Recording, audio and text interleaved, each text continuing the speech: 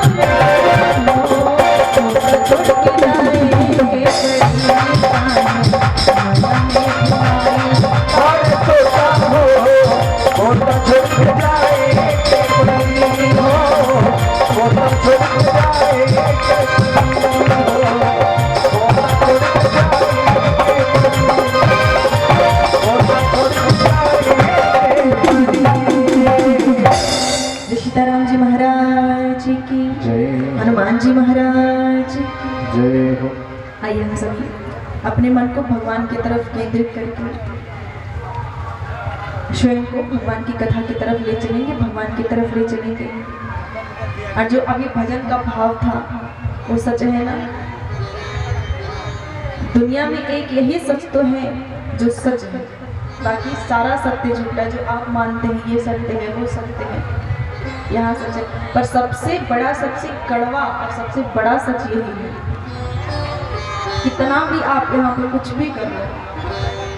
वो एक कथा भागवत जी में आती है, अभी आप आगे सुनेंगे, गज और ग्राह की कथा। और एक हाथी होता है गज, और एक मगरमच्छ होता है ग्राह। और जो गज होता है गजेंद्र, वो इतना बलशाली होता है, इतना बलशाली होता है कि उसका सुगंध पाके ही सारे जंगल के पशु भागने लगते थे। चीता, बाघ, शेर ये सब भागने लगते थे उसका सुगंध पा करके।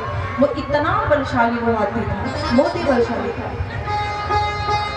एक बार क्या हुआ, वो गया, गर्मी का समय था, तो गया सरोवर में पानी पीने के लिए सभी परिवार के साथ में। परिवार के साथ में सरोवर में पानी पीने के लिए गया। वहां जा करके उसने पानी पिया और पानी पी करके फिर जल क्रीड़ा करने लगा। सुर में पानी भरे तो दूसरे को फेंके, वो दूसरे के ऊपर फेंके, ऐसे से क्रीड़ा करने लगे। अब उसी सरोवर में एक रहता था मगरमच्छ। उसकी खोपड़ी खराब हुई कि देखो पानी पी लिया, उसके बाद पानी फालतू में नुकसान करे जा रहे। उसका मूड खराब हुआ, सो मगरमच्छ आगे बढ़ा, उस हाथी का जगड़ के पैर पकड़ लिया, एकदम तेजी से पैर पकड़ लिया उस हाथी का। अब इसने, हाथी ने सोचा मैं तो इतना बलशाली हूँ, ये क्या मक्खी भर का, ये क्या मुझे पकड़ेगा, अभी एक जोर लगाऊं तो ये छोड़ देगा। तो उसने जोर लगाया हाथी ने, और मगरमच्छ ने छोड़ा नहीं। फिर कोशिश करा उस हाथी ने, लेकिन फिर भी नहीं छोड़ा। अब तीसरी बार हाथी ने खूब ताकत लगा करके अपने आप को खींचा। और जब उसने, हाथी ने खींचा तो मगरमच्छ सहित बाहर आ गया, लेकिन मगरमच्छ ने पाँव नहीं छोड़ा। अब ताकत लगा करके हाथी ने मगरमच्छ को खींच लिया, बाहर लेकर के आया, लेकिन जब मगरमच्छ ने ताकत लगाई तो फिर खींच के लेके चला गया सरोवर में। फिर हाथी ने खींचा, जोर लगाया, फिर पकड़ के बाहर ले आया मगरमच्छ को। फिर मगरमच्छ ने जोर लगाया, पानी में लेके चला गया। अब ऐसे ही चलता रहा, 1 घंटे बीते, 2 घंटे बीते, पर छूट नहीं रहा हाथी। हाथी ने कहा अपने परिवारों से, पत्नी और बच्चे सब थे, उनसे बोले तुम लोग भी जोर लगाओ, क्यों खड़े खड़े ताक करोगे, तुम लोग भी तो जोर लगाओ कुछ। तो हाथी की पत्नी आई, बच्चे आए, और सूढ़ बजा करके वो भी खींचने लगे, लेकिन फिर भी मगरमच्छ ने पाँव नहीं छोड़ा, जकड़ के पकड़ा। धीरे धीरे करके हाथी की पत्नी और बच्चे सब छोड़ के जाने लगे। हाथी ने कहा ये सब तुम कहीं हमको छोड़ के जा रहे हो, अरे छुड़ाओ तो सही हमें। पत्नियों ने, बच्चों ने कहा कि ना तुम बाहर आते हो ना ही अंदर जाते, या तुम मर ही जाओ, अंदर चले जाओ तो बाहर चले आओ। अब तुम्हारे चक्कर में हम सब भूखे मर रहे हैं, कब तक ये खींचते रहेंगे ऐसे, हम तो चलिए। तुम ना बाहर आते ना अंदर आते, हमारे परेशान हो गए खींच के। सब छोड़ के जाने, सब छोड़ के चले गए, पत्नी बच्चे सब छोड़ के गए। अब हाथी को समझ में आया कि अब पत्नी बच्चों ने साथ छोड़ दिया और मगरमच्छ छोड़ नहीं रहा है, अब क्या करें। तो किसकी याद आई अंत में? व्यक्ति को सबसे अंत में किसकी याद आती है? भगवान की याद आती है। कितना भी व्यक्ति नास्तिक हो, कितना भी नास्तिक हो, पर अंत समय में याद तो उनकी ही आती है। जो परम नास्तिक है, एकदम नास्तिक था, जीवन भर उसने भगवान को नहीं माना, उसके घर का कोई सदस्य अस्पताल में हो और अंतिम सांसें गिन रहा हो, तो व्यक्ति नास्तिक था, फिर भी मंदिर में जाएगा और घंटी बजाएगा। इस हाथी को लगा कि अब भगवान ही एक सहारा, उसने भगवान को पुकारा हाथी ने, स्तुति करी उसने, स्तुति करा हाथी ने, पर किसी का नाम नहीं लिया, किसी देवता का।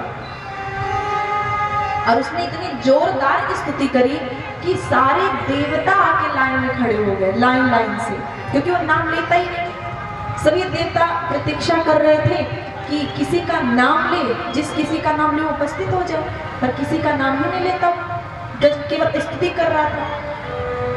तो नारायण भगवान ने सोचा कि ये जो स्तुति कर रहा है ये किसी की स्तुति नहीं, क्योंकि नाम ही किसी का नहीं है।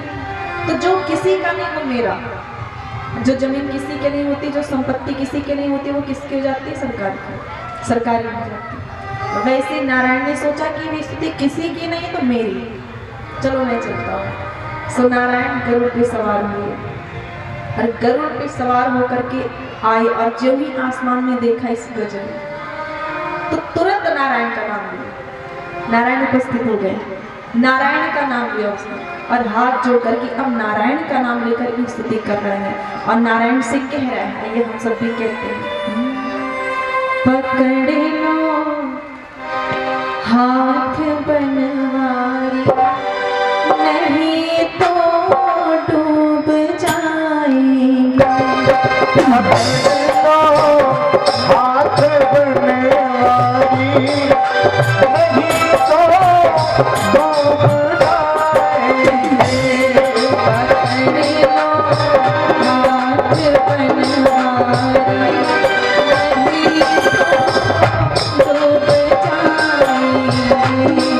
पकड़ लो हाथ बनवारी, नहीं तो डूब जाएंगे।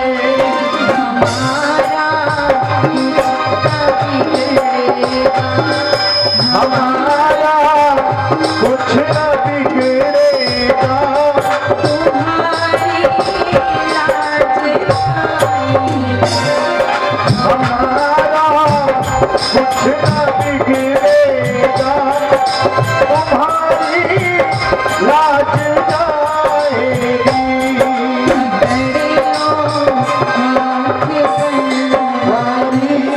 नहीं तो डूब जाएंगे।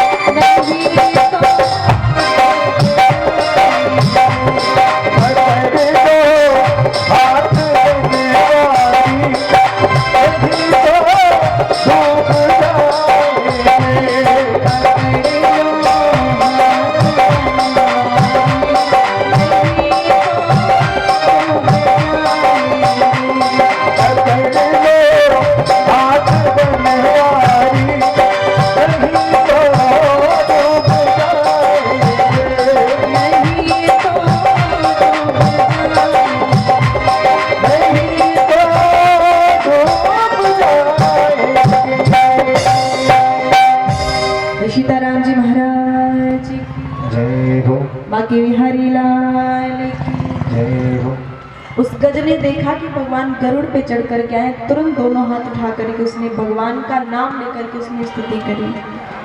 और भगवान आए तो उस सरोवर से एक कमल का पुष्प तोड़ा उस गज ने, और कमल का पुष्प जो है उठा करके कमल का पुष्प प्रदान करके उसने पुकारा।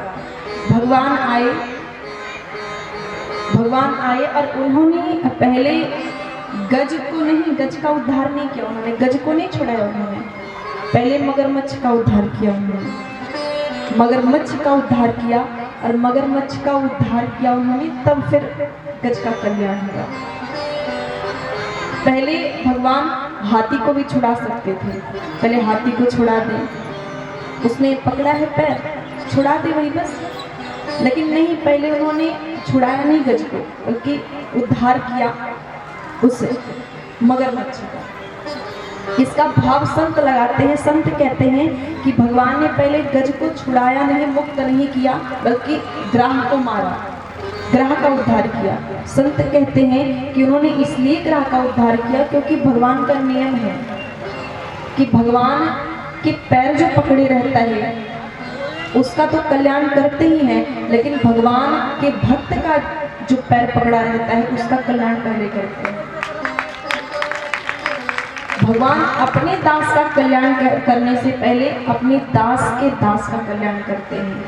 अब ये जो हाथी है, ये कौन है? ये भगवान का भक्त है, और भगवान के भक्त का पांव किसने पकड़ा है?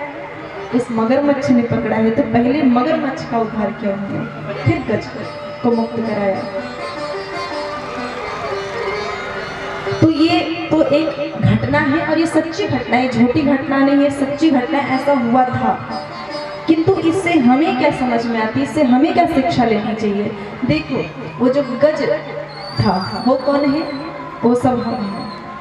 हम सबको अपने बल का, अपने परिवार का, अपने धन का, अपने संपत्ति का, अपने जमीन का बड़ा अभिमान रहता है, बड़े शान में डूबे रहते हैं हम सब। लेकिन जब हमारे पैर गज पकड़, ग्राह पकड़ लेता है, मगरमच्छ पकड़ लेता है, मगरमच्छ माने वृद्धावस्था, बुढ़ापा, हम खूब शान में डूबे रहते हैं, हमारे पास ये, हमारे पास वो हाथ है, पैर है, लेकिन जब बुढ़ापा ने पैर पकड़ा, जकड़ लिया, तो ये हाथ भी काम नहीं करते, हाथ हिलते रहते हैं। आप हाथ से लिख नहीं सकते कुछ, आंख से देख नहीं सकते, अब कितने भी अंदर से सोचो कि नहीं, मैं किसी की जरूरत नहीं, लेकिन जरूरत तो पड़ेगी ही पड़ेगी।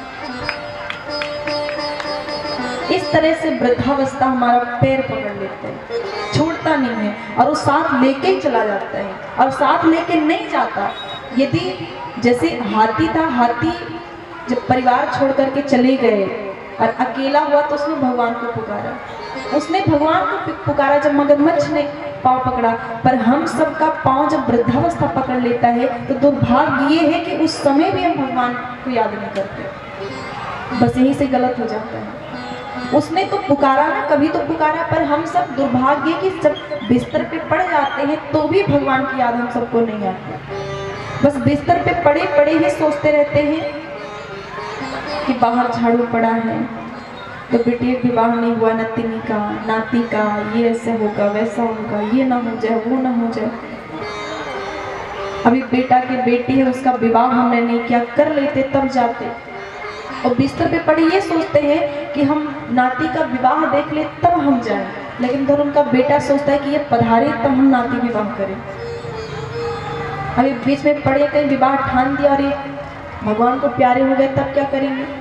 बेटा तो ये प्रतीक्षा कर रहा है। उस हाथी के परिवार वाले छोड़ करके चले गए। वैसे ही आप कितना भी परिवार के लाडले हो, कितना भी लाडले हो परिवार के, परिवार कहता हो अरे आप तो खूब मानता हूँ परिवार, लेकिन जब वृद्धावस्था पाँव पकड़ लेता है और जब बीमार बहुत ज़्यादा होते हैं, हॉस्पिटल जाते हैं, हॉस्पिटल में एक कोने में बुला करके डॉक्टर कह देता है कि इनकी सेवा करो बस, अब दवाई नहीं हो सकता।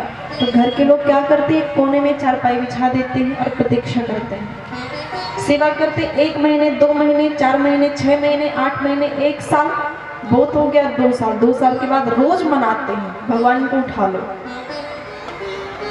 ये या तो ठीक हो जाए या तो चले जाए। ये स्थिति होती है और यही जीवन का सच है। बाकी सब कुछ आप झुटला सकते हो पर इसको नहीं झुटला सकते आप। ये होना ही होना है। तो हमें करना क्या चाहिए? हमें भगवान का नाम लेना चाहिए, हमें पाप नहीं करना चाहिए। भगवान का नाम लो ये तो है ही, पर पाप नहीं करना चाहिए, छल नहीं करना चाहिए, कपट नहीं करना चाहिए। जानते हो दुनिया में सबसे बड़ा पाप क्या है? पाप और पुण्य। सबसे बड़ा पाप क्या है? सबसे बड़ा पाप है दूसरे को कष्ट देना, किसी दूसरे को पीड़ा देना।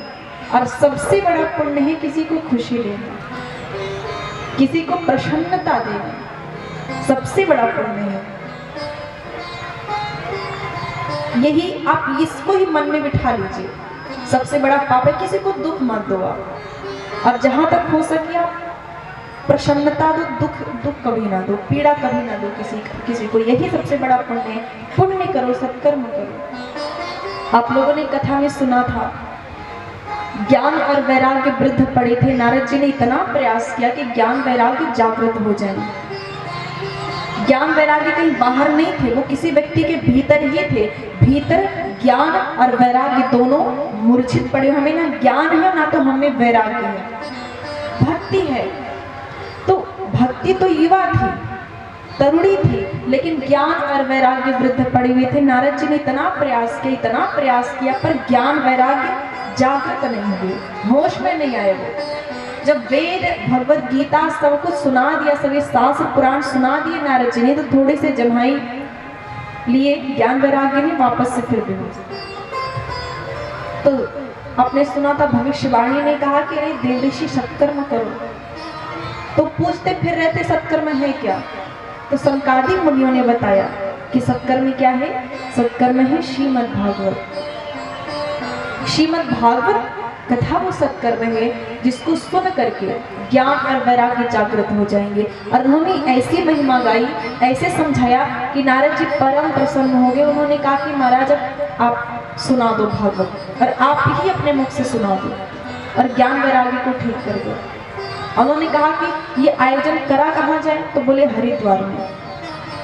हरिद्वार में ये आयोजन करा जाएगा वहीं पे, क्योंकि हरिद्वार क्या है? हरि का द्वार है, दरवाजा है भगवान की तरफ जाने का, भगवान तक जाने का द्वार। ये हमारी जो जिह्वा है ना, ये भी द्वार ही है। यहाँ क्या कहते हैं कि यहाँ राम नाम का दीपक आप रखो इस द्वार पे। तो जब यहाँ राम नाम आप स्मरण करोगे, राम नाम का दीपक यहाँ रखोगे, तो उस दीपक से बाहर भी उजाला रहेगा और अंदर भी उजाला रहेगा। तो वो हरिद्वार है। बोले हरिद्वार में यदि कथा सुनाएंगे तो इधर से भी गृहस्थ लोग आ जाएंगे, उधर साधु संत लोग आ जाएंगे।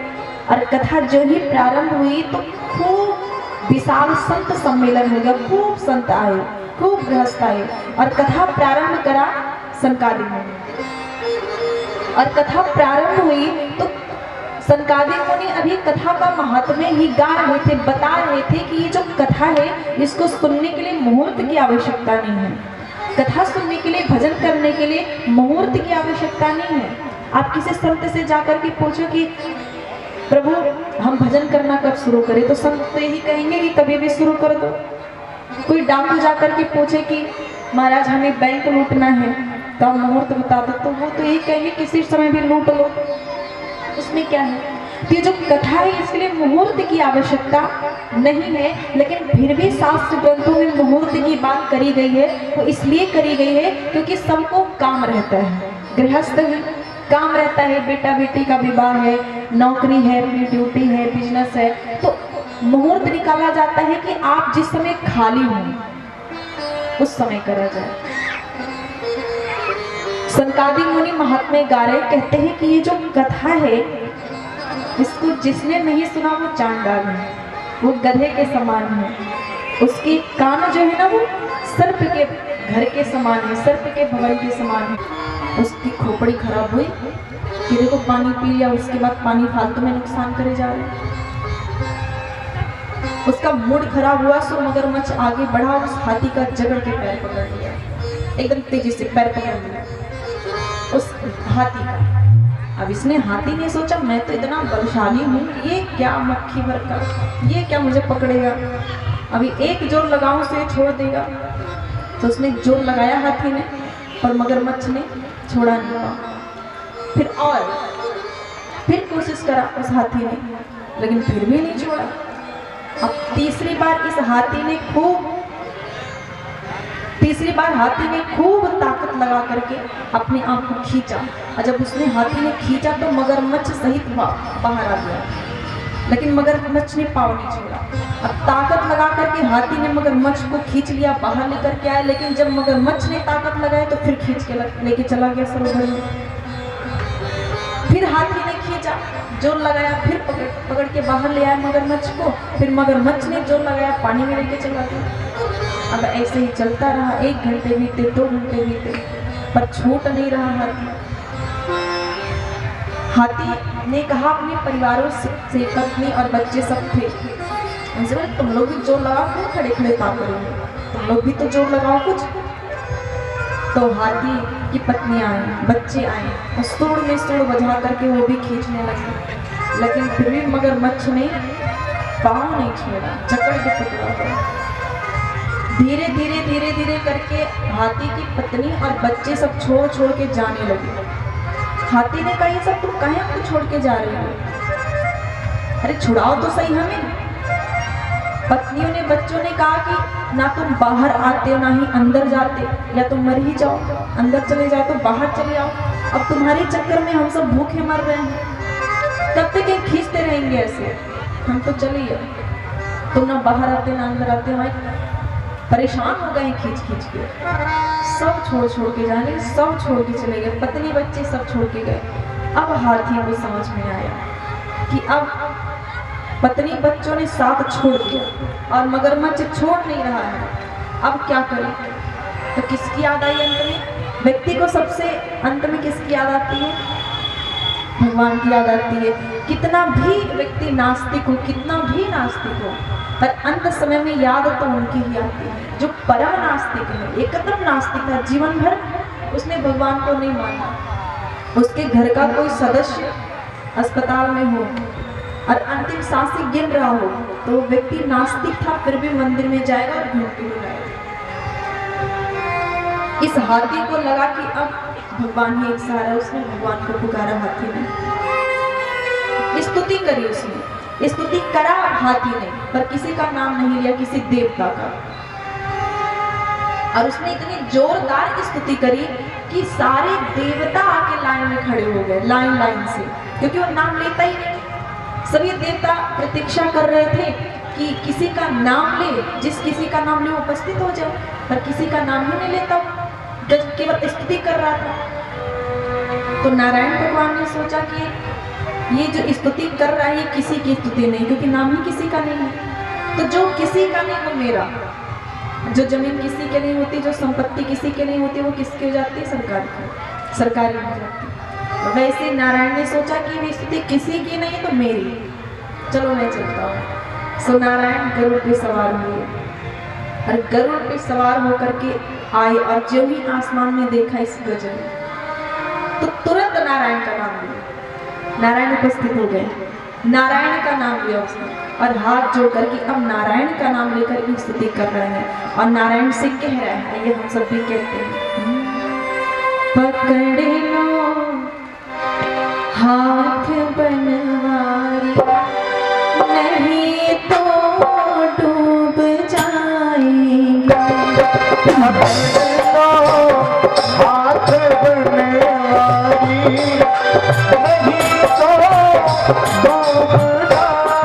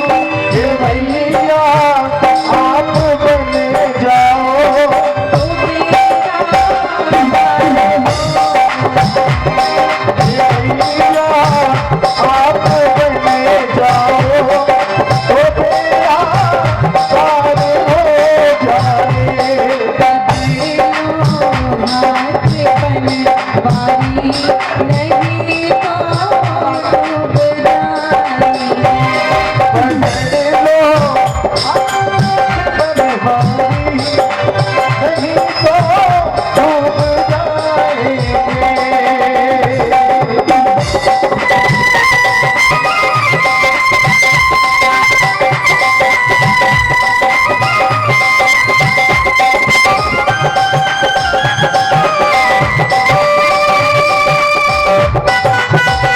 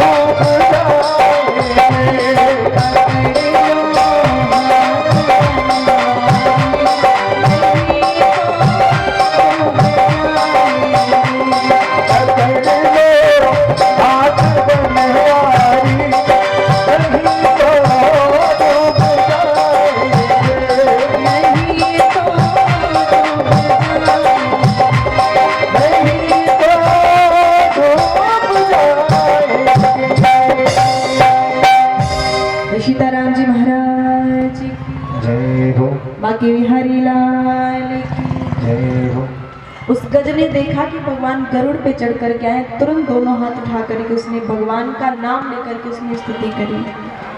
और भगवान आए तो उस सरोवर से एक कमल का पुष्प तोड़ा उस गज ने, और कमल का पुष्प जो है उठा करके कमल का पुष्प प्रदान करके उसने पुकारा। भगवान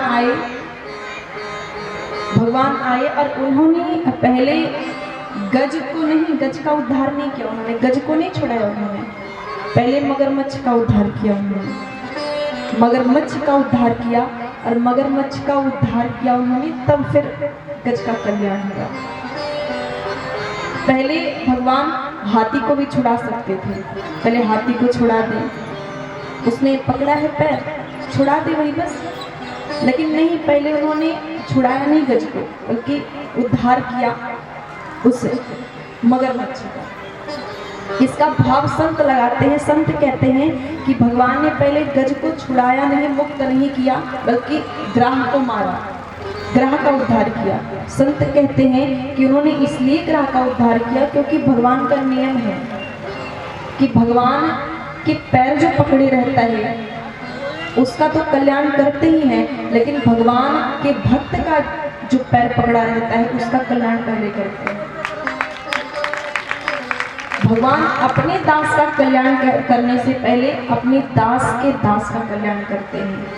अब ये जो हाथी है ये कौन है? ये भगवान का भक्त है, और भगवान के भक्त का पांव किसने पकड़ा है? इस मगरमच्छ ने पकड़ा है। तो पहले मगरमच्छ का उद्धार किया उन्होंने, फिर गज को मुक्त कराया। तो ये तो एक घटना है, और ये सच्ची घटना है, झूठी घटना नहीं है, सच्ची घटना, ऐसा हुआ था। किंतु इससे हमें क्या समझ में आती है, इससे हमें क्या शिक्षा लेनी चाहिए? देखो, वो जो गज था वो कौन है? वो सब हम हैं। हम सबको अपने बल का, अपने परिवार का, अपने धन का, अपने संपत्ति का, अपने जमीन का बड़ा अभिमान रहता है, बड़े स्थान में डूबे रहते हैं हम सब। लेकिन जब हमारे पैर गज पकड़, ग्राह पकड़ लेता है, मगरमच्छ पकड़ लेता है, मगरमच्छ माने वृद्धावस्था, बुढ़ापा, हम खूब स्थान में डूबे रहते हैं, हमारे पास ये, हमारे पास वो हाथ है, पैर है, लेकिन जब बुढ़ापा ने पैर पकड़ा, जकड़ लिया, तो ये हाथ भी काम नहीं करते, हाथ हिलते रहते हैं। आप हाथ से लिख नहीं सकते कुछ, आंख से देख नहीं सकते। अब कितने भी अंदर से सोचो कि नहीं, मैं किसी की जरूरत नहीं, लेकिन जरूरत तो पड़ेगी ही पड़ेगी। इस तरह से वृद्धावस्था हमारा पैर पकड़ लेते हैं, छोड़ता नहीं है, और वो साथ लेके ही चला जाता है, और साथ लेके नहीं जाता। यदि जैसे हाथी था, हाथी जब परिवार छोड़ करके चले गए और अकेला हुआ तो उसने भगवान को पुकारा, उसने भगवान को पुकारा जब मगरमच्छ ने पाँव पकड़ा। पर हम सबका पाँव जब वृद्धावस्था पकड़ लेता है तो दुर्भाग्य ये है कि उस समय भी हम भगवान को याद नहीं करते, बस यहीं से गलत हो जाता है। उसने तो पुकारा ना, कभी तो पुकारा, पर हम सब दुर्भाग्य कि जब बिस्तर पे पड़ जाते हैं तो भी भगवान की याद हम सबको नहीं आती। बस बिस्तर पे पड़े पड़े ही सोचते रहते हैं कि बाहर झाड़ू पड़ा है तो बेटी विवाह नहीं हुआ, नतिनी का, नाती का, ये ऐसे होगा, वैसा होगा, ये ना हो जाए, वो ना हो जाए। अभी बेटा की बेटी है, उसका विवाह हमने नहीं किया, कर लेते तब जाते। और बिस्तर पे पड़े ये सोचते हैं कि हम नाती का विवाह देख ले तब हम जाएं, लेकिन उधर उनका बेटा सोचता है कि ये पधारे तब हम नाती विवाह करें। अभी बीच में पड़े, कहीं विवाह ठान दिया और ये भगवान को प्यारे हो गए, तब क्या करेंगे? बेटा तो ये प्रतीक्षा कर रहा है। उस हाथी के परिवार वाले छोड़ करके चले गए। वैसे ही आप कितना भी परिवार के लाडले हो, कितना भी लाडले हो परिवार के, परिवार कहता हो अरे आप तो खूब मानता हूँ परिवार, लेकिन जब वृद्धावस्था पाँव पकड़ लेता है और जब बीमार बहुत ज़्यादा होते हैं, हॉस्पिटल जाते हैं, हॉस्पिटल में एक कोने में बुला करके डॉक्टर कह देता है कि इनकी सेवा करो, बस अब दवाई नहीं हो सकता। तो घर के लोग क्या करते हैं? एक कोने में चारपाई बिछा देते हैं और प्रतीक्षा करते हैं, सेवा करते 1 महीने, 2 महीने, 4 महीने, 6 महीने, 8 महीने, 1 साल, बहुत हो गया 2 साल। 2 साल के बाद रोज मनाते हैं भगवान को उठा लो, ये या तो ठीक हो जाए या तो चले जाए। ये स्थिति होती है और यही जीवन का सच है। बाकी सब कुछ आप झुटला सकते हो पर इसको नहीं झुटला सकते आप। ये होना ही होना है। तो हमें करना क्या चाहिए? हमें भगवान का नाम लेना चाहिए, हमें पाप नहीं करना चाहिए। भगवान का नाम लो ये तो है ही, पर पाप नहीं करना चाहिए, छल नहीं करना चाहिए, कपट नहीं करना चाहिए। जानते हो दुनिया में सबसे बड़ा पाप क्या है? पाप और पुण्य। सबसे बड़ा पाप क्या है? सबसे बड़ा पाप है दूसरे को कष्ट देना, किसी दूसरे को पीड़ा देना। और सबसे बड़ा पुण्य है किसी को खुशी देना, किसी को प्रसन्नता देना। सबसे बड़ा पुण्य है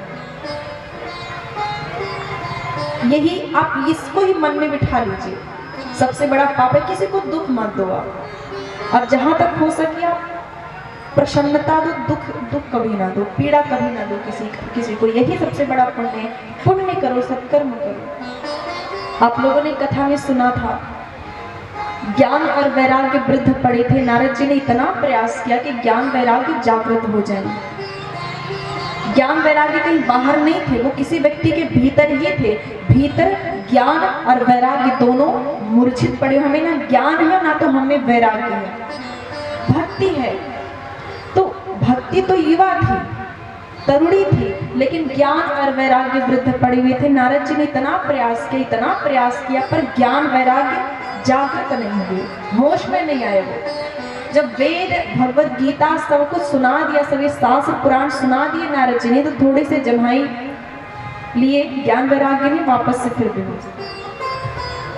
तो आपने सुना था भविष्यवाणी ने कहा कि अरे देवऋषि सत्कर्म करो, तो पूछते फिर रहते सत्कर्म है क्या? तो संकादी मुनियों ने बताया कि सत्कर्म क्या है?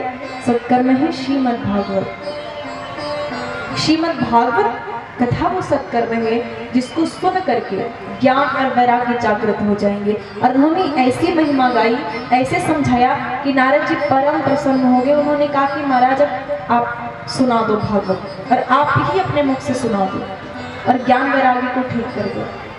उन्होंने कहा कि ये आयोजन करा कहाँ जाए? तो बोले हरिद्वार में। हरिद्वार में ये आयोजन करा जाएगा वहीं पे, क्योंकि हरिद्वार क्या है? हरि का द्वार है, दरवाजा है भगवान की तरफ जाने का, भगवान तक जाने का द्वार। ये हमारी जो जिह्वा है ना, ये भी द्वार ही है। यहाँ क्या कहते हैं कि यहाँ राम नाम का दीपक आप रखो इस द्वार पे। तो जब यहाँ राम नाम आप स्मरण करोगे, राम नाम का दीपक यहाँ रखोगे, तो उस दीपक से बाहर भी उजाला रहेगा और अंदर